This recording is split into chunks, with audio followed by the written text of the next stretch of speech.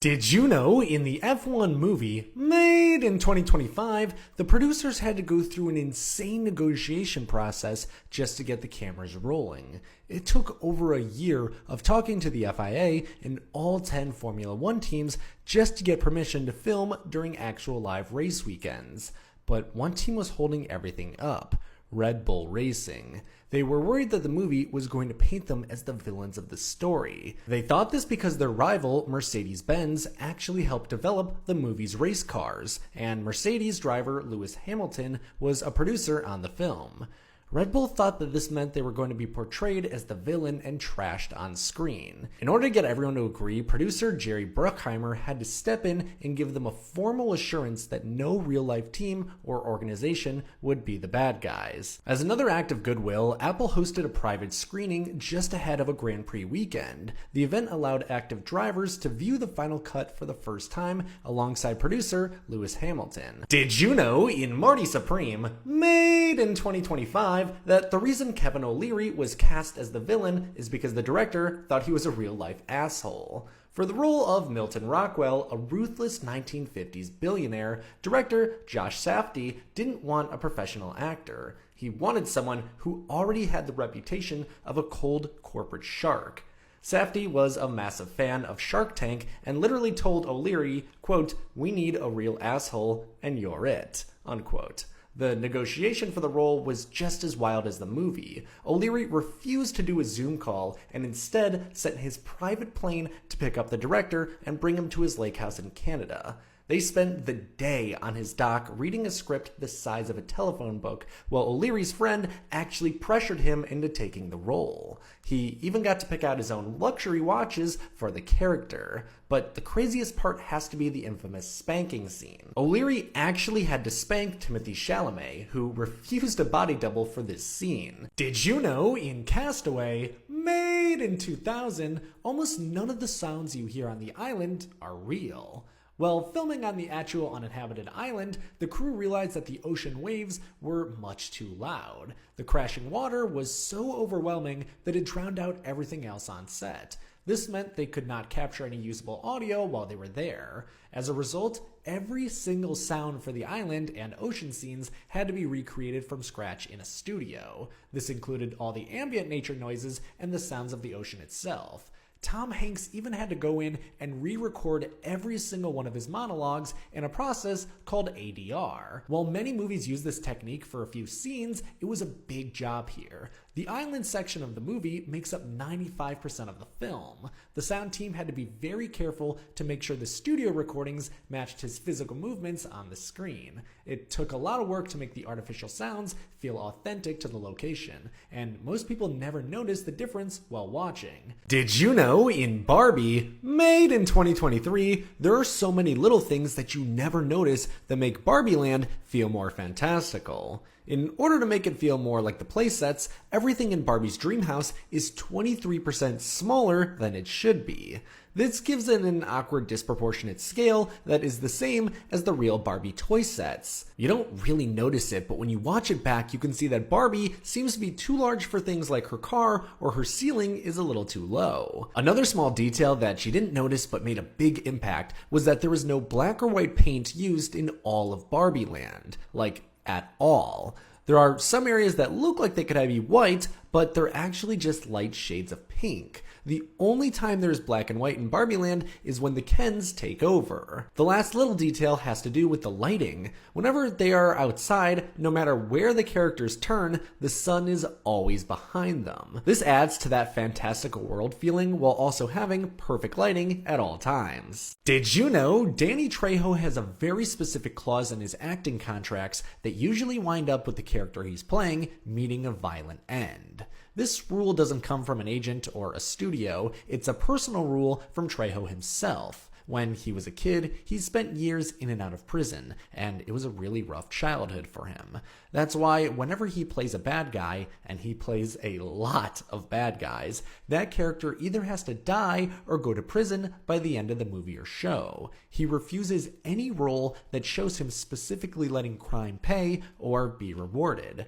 Trejo considers himself very lucky that he was able to rebuild his life and become an extremely successful actor. He said that when kids recognize him on screen, he doesn't want them to think that being a criminal is cool, profitable, or admirable. It's a rare example of an actor shaping their career around accountability rather than fame or a redemption story. There's a lot of redemption stories out there, including his own, but he insists that this is his way of trying to persuade kids from ending up like he was. And I think that's pretty admirable. Did you know that the trailer for The Adventures of Cliff Booth premiered at the Super Bowl last night? And it's kind of a miracle that this movie even exists. The project is a direct sequel to Tarantino's Once Upon a Time in Hollywood, following Brad Pitt's iconic stuntman as the Hollywood fixer in the late 1970s. Quentin Tarantino wrote the entire script himself, but he famously refused to direct it.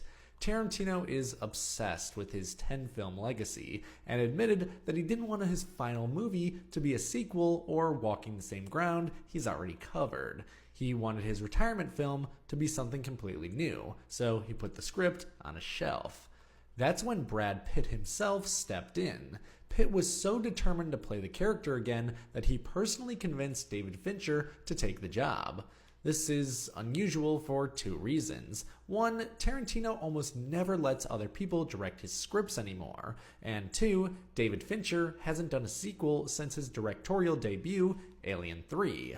It's so weird we're getting a Tarantino sequel directed by David Fincher the same year we're getting a sequel to The Social Network, which was directed by Fincher, but this sequel is directed by someone else. Did you know that certain movies have different titles depending on where you are in the world? The most known one is Harry Potter and the Sorcerer's Stone, or if you're outside of the US, Harry Potter and the Philosopher's Stone. This change was because the book's publisher, Scholastic, thought the word philosopher sounded too academic and boring, fearing American children wouldn't find it magical enough to buy, and that just stuck for the movie. Another big one is Zootopia, or Zootropolis if you're in Europe. There is a zoo in the Netherlands that owns the copyright to the name Zootopia, so it was just easier to change it for all of Europe. Teenage Mutant Ninja Turtles, everyone knows the theme song, unless you grew up in the UK before the 2000s. The ratings board thought that the word ninja was too violent. Seriously. So they changed it to hero until the early 2000s. Another interesting one is the Avengers. I actually didn't even know about this until recently, but apparently there was a 1960 British TV show called The Avengers, and they made a movie in 1998. Because of this, The Avengers was actually called Avengers Assemble in the UK. Did you know, for The Notebook, made in 2004, that the two lead actors actually hated each other? Ryan Gosling and Rachel McAdams have incredible chemistry as Noah and Allie, but behind the scenes, the situation couldn't be more different. Gosling reportedly could not stand working with her. During one big scene with 150 extras waiting, he pulled the director aside and asked him to bring in another actress to read lines off of, because he felt like he was getting nothing from McAdams. He essentially tried to have his co-star replaced right in the middle of the shot. Instead of giving in, the director actually forced them into a private trailer to settle their differences. The tension was so high that everyone on set could hear them screaming and yelling at each other from the outside. After they vented their anger, the air was cleared and apparently filming became much smoother. The story goes that Gosling respected her more once she finally stood up for herself. It's wild to think about now, especially since they ended up dating in real life for several years after the movie wrapped. Did you know, for The Long Walk, made in 2025, that the ending was changed so much that it made Mark Hamill incredibly nervous? In the original Stephen King book, the main character, Ray Garrity, wins the contest and just walks past the major into the dark. It's a pretty open-ended ending. The movie chose a much more violent and explosive direction for the finale. Ray actually dies in this version, and Peter is the winner. He then guns down the major in a brutal act of revenge. Mark Hamill admitted that he was worried about this shift because he had read the book and it was such a major departure from the source material. He said they only kept the change because Stephen King actually came in and gave it his blessing after seeing the script.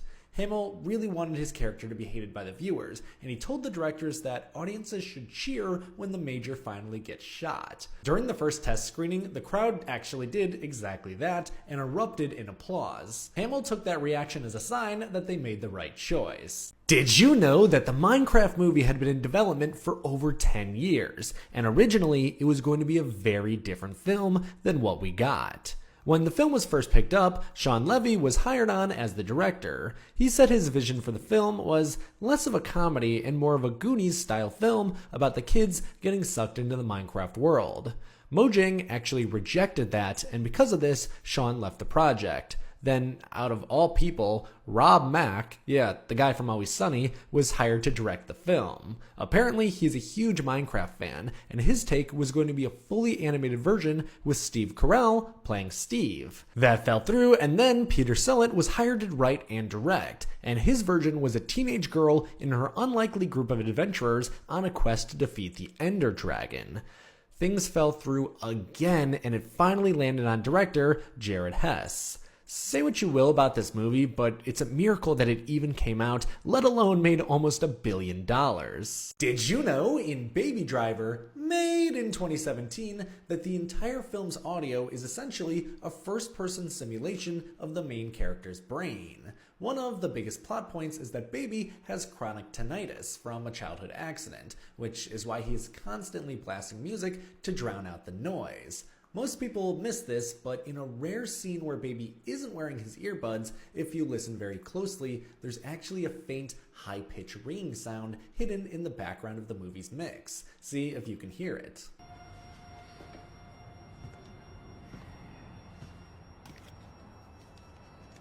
Did you hear it? Director Edgar Wright did this so the audience is forced to feel that same constant irritation that Baby feels every day. The level of detail gets even more insane if you watch the movie with headphones on. Whenever Baby takes out one earbud to talk to someone, the music in the movie shifts entirely to the other ear in your headset. This means the film is constantly recalibrating its soundscape to match Baby's physical perspective in real time. Did you know in Jojo Rabbit, made in 2019, there's a small detail about imaginary Hitler that actually tells you a lot about Jojo as a character. Throughout the movie, Jojo's version of Hitler is constantly offering him cigarettes, and he's also shown eating meat. It feels normal at first because we're so used to seeing exaggerated versions of historical figures in movies. But that's the detail. In real life, Adolf Hitler was strongly opposed to smoking and was also a vegetarian. This version of Hitler isn't meant to be accurate at all because he's not real. He's a product of Jojo's imagination.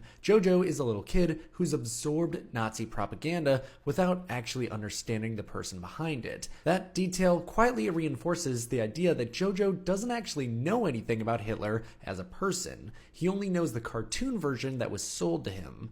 I love this because it's such a subtle way to show how shallow indoctrination really is. The movie never explains it out loud, but once you notice it, it makes the imaginary Hitler feel even more pathetic and fake, which is exactly the point. Did you know in Forgetting Sarah Marshall, made in 2008, that the famous opening scene was a 100% true story? Jason Segel wrote the script and starred in the film as Peter Bretter. He actually got dumped in real life while he was completely naked. Segel said his girlfriend at the time came over after a trip and he assumed that she wanted to sleep together. Instead, she started breaking up with him while he was standing there with nothing on at all. He said that the moment was so ridiculous that even while he was crying, he was thinking about how he needed to write it down for a movie. That's so funny. That's not the only true story though. The film is a combination of several breakups Segel went through during his 20s. Many fans assume the movie was specifically about his relationship with actress Linda Cardellini. They dated for 5 years after working together on Freaks and Geeks. While the movie does feature a lot of details from their time together, Segel has insisted that the naked breakup did not actually involve her. He always maintained that she was a great girlfriend, and that scene was inspired by another woman entirely. Did you know in Ratatouille, made in 2007, Pixar snuck in a little jab at the Academy after a major snub the year before? Here's what happened. A year earlier, Cars lost the Oscar for Best Animated Feature to Happy Feet, which relied heavily on motion capture. To add insult to injury, the other nominated movie that year was Monster House, which also heavily relied on motion capture. Pixar was pissed and wanted to make it very clear every single frame of their movie is hand animated. So for Ratatouille, they added a quality assurance guarantee at the very end of the credits, basically telling the Academy, we do all this ourselves, frame by frame, even going so far as to call motion capture a shortcut. Ratatouille actually did win Best Animated Feature that year, and rightfully so. It's an amazing film with incredible animation. But things changed in 2010. The Academy actually came out and changed the rules regarding motion capture in films. In order to qualify as an animated film in the Oscars, you need a significant amount of the movie, at least 75%, to be traditionally animated, not motion capture. Did you know that My Neighbor Totoro has some autobiographical elements, and the main characters are girls instead of boys because of childhood trauma? Hayao Miyazaki, the film's writer, director, and co-founder of Studio Ghibli, put a lot of himself into his films. For My Neighbor Totoro, there was dedication to his late mother. When he and his brothers were young, their mother endured 9 years of spinal tuberculosis and spent a lot of time in multiple hospitals. Although it's never explicitly stated, it's suggested that the girls' mothers also had tuberculosis, as the hospital she stays in was modeled after a real hospital that specialized in the treatment of tuberculosis in Japan. The movie is set in a time that TB was rampant in Japan, and in the memos of the script, it says she's in the hospital due to a lung-related issue. When talking about this film years after it was released, he would explain that the film would have been too painful and close to home if the main characters had been boys instead of girls. That's what inspired the film and what gave us the characters that we have.